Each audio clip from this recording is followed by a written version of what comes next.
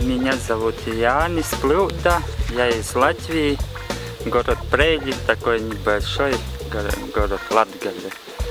Ну, я учился в Резекне академии, потом в Риге закончил магистрантуру. Na, mes šiais metais Abeliuose rengiam plenerą dailininkų, profesionalų dailininkų ir vadinasi tik tapyba. Mūsų projektas yra orientuotas į Lietuvos ir Latvijos dailininkų bendrą kūrybą.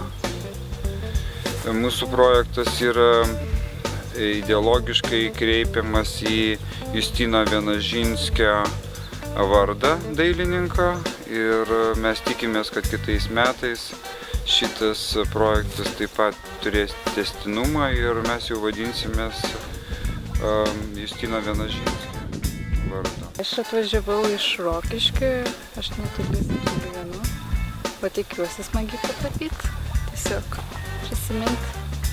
Visą laiką gera grįžti prie gamtos. Yra atvažiavę Lietuvos dailininkai iš Vilniaus, iš Kauno, iš Rokiškio jauna dailininkė, taip pat 3 Латвии. Ну, еду по этим пленерам, нравится ехать. Очень нравится Литва.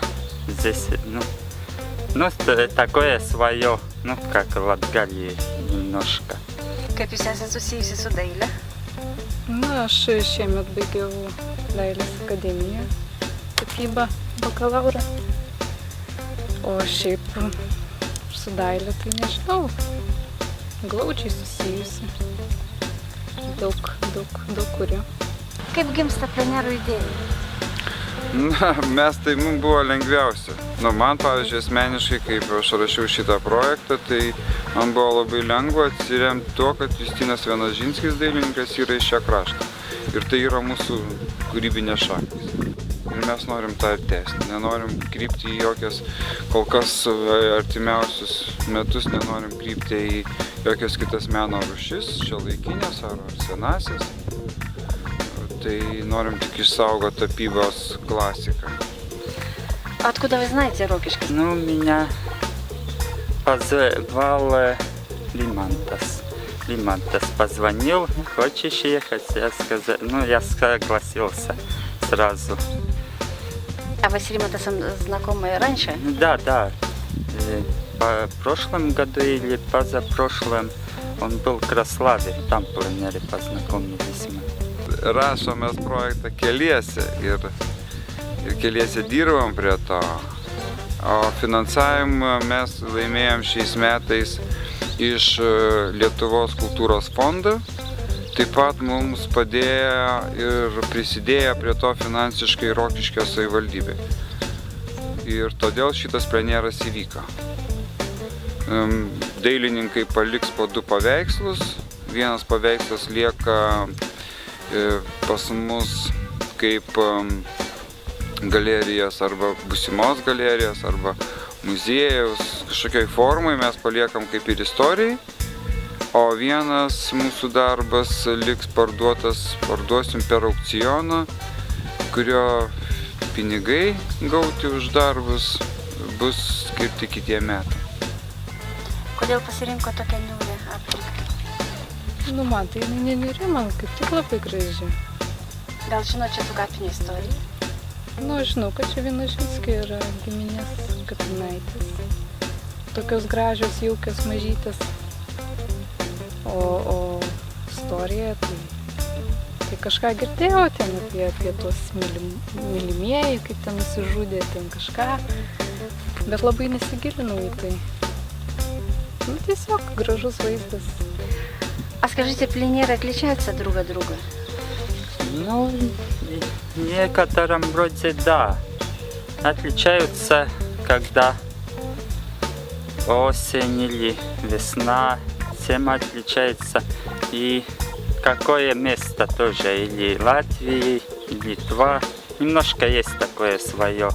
Здесь, литовские краски такие немножко побольше, таких и ярких, не так, как у нас. šitą projektą man padeda įgyvendinti Vida Žaržajienė ir Obelių bendruomenės centras. Aš priklausau Rokiškio dailininko klubui Roda, bet projektą vykdom nuo Obelių bendruomenės. Šiaip esu laisvas menininkas, sakykime taip, nuo Obelių краšto. Еще расскажите про работу вот здесь. Что вы уже сделали, что еще планируете сделать? Ну, вчера приехали и так немножко начали сегодня. Так сделал 4 работы, уже 4-я идет эта работа. Завтра, кажется, отдохну немножко.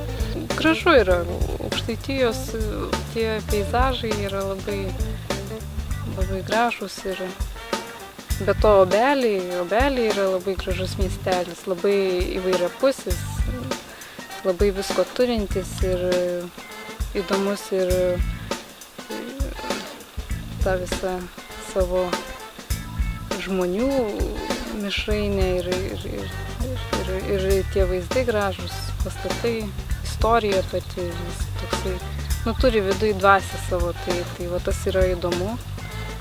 Taipogi čia yra Vienožinskis šalimais, tai čia Lietuvos kultūra ir labai iškili asmenybė, tas irgi yra pliusas.